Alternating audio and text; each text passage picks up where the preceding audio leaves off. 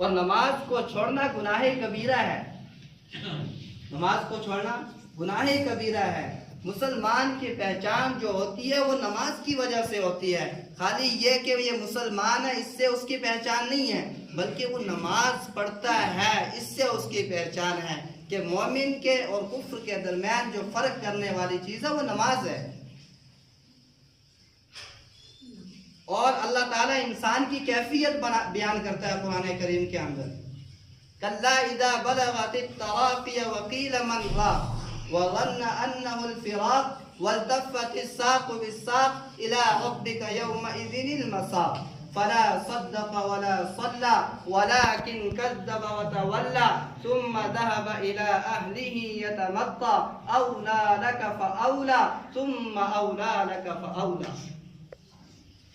اللہ تعالیٰ فرماتے ہیں کہ جب انسان کی روح حلقوم کے اندر آ جائے گی، موت کے قریب ہوگا، سانس جو ہے روح نکل کے گلے کے اندر اٹکی ہوئی ہے، نکلنے میں تکلیف ہو رہی ہے، تو اس کے پاس جو بیٹھے ہوئے لوگ ہیں، تیمارداری کرنے والے رشتہ دار ہیں، گھر والے ہیں، وہ کہیں گے کہ کوئی جھاڑ پھونک والا دیکھو، کوئی طبیب اور ڈاکٹر کو بلا کر لاؤ، کوئی دم درود کرنے والا دیکھو جو اس کو شفا دے۔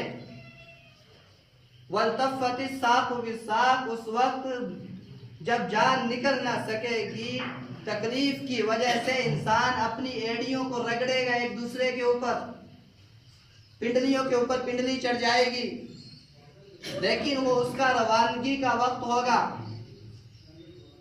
فَلَا صَدَّقَ وَلَا صَلَّى، قرآن کہتا ہے یہ وہ لوگ ہیں، یہ وہ انسان ہے جو سچ نہیں بولتا تھا، جو دین کی باتوں کی تصدیق نہیں کرتا تھا، جو نماز نہیں پڑھتا تھا۔ فلا صدق ولا صلی، یہ وہ انسان ہے جو نماز نہیں پڑھتا تھا، ولکن کذب وتولی، اور اللہ کہیں گے ہمارے حکموں سے اعراض کرتا تھا، ہمارے حکموں سے منہ موڑتا تھا۔ ثم ذهب الى اهله يتمطى، اور اکڑ کر چلتا تھا اپنے لباس کی وجہ سے، اپنی گاڑی کی وجہ سے، اپنے اچھے اور خوبصورت کپڑوں کی وجہ سے، اپنے مال اور دولت کی وجہ سے اکڑ کر چلتا تھا۔ اولا لک فاولا، قرآن کہتا ہے بربادی ہے اس شخص کے لیے، ہلاکت ہے اس شخص کے لیے۔ ثم اولا لک فاولا، پھر سن، پھر بربادی ہے اس شخص کے لیے، ہلاکت ہے اس شخص کے لیے۔ 4 مرتبہ قرآن نے کہا کہ برباد ہو، ہلاک ہو وہ انسان جو نماز نہ پڑھے۔ ہم اندازہ لگائیں کہ نماز کتنا اہم فریضہ ہے، کہ نماز کو پڑھنا کتنا ضروری ہے۔ قیامت کے دن جب جان نکل جائے گی انسان کی، محشر کے میدان میں جائے گا، جنت کا فیصلہ ہوگا، جہنم کا فیصلہ ہوگا، جہنمیوں سے لوگ پوچھیں گے۔ سورہ مدثر کے اندر اللہ بیان کرتا ہے ما سلککم فی سقر، کہ تم جہنم میں کیوں جا رہے ہیں؟ وہ کہیں گے لم نک من المصلین، کہ ہم نماز نہیں پڑھتے تھے، ولم نک نطعم المسکین، ہم مسکینوں کو کھانا نہیں کھلاتے تھے، وکننا نخوض مع الخائضین، ہم دین کی باتوں پر توجہ نہیں دیتے تھے، بیکار کی محفلوں میں بیٹھتے تھے، لغو اور بکواس کرنے والی محفلوں میں بیٹھ کر ہم ٹائم کو ضائع کرتے تھے۔ ہم دین کو سمجھانے والا، دین کو بتلانے والا کوئی پوچھتا تھا، کوئی بلاتا تھا، ادھر توجہ نہیں کرتے تھے۔ تو پتہ ہے چلا جہنم میں جانے کا سبب جو سب سے زیادہ بنے گا وہ نماز کو چھوڑنا ہے۔ اور قیامت کے دن سب سے پہلے سوال بھی اسی چیز کا ہوگا، روز محشر کے جا گداز بود اولین پرسش نماز بود، کہ وہ پگھلا دینے والا دن، کہ جس دن لوگ گھٹنوں تک پسینے میں غرق ہوگے، کوئی شخص پورا غرق ہوگا، کوئی ٹخنوں تک غرق ہوگا، اتنی گرمی کا عالم ہوگا، اتنی سختی کا عالم ہوگا، اور سوال کیا ہوگا کہ بھائی نماز نماز نماز، پہلا سوال۔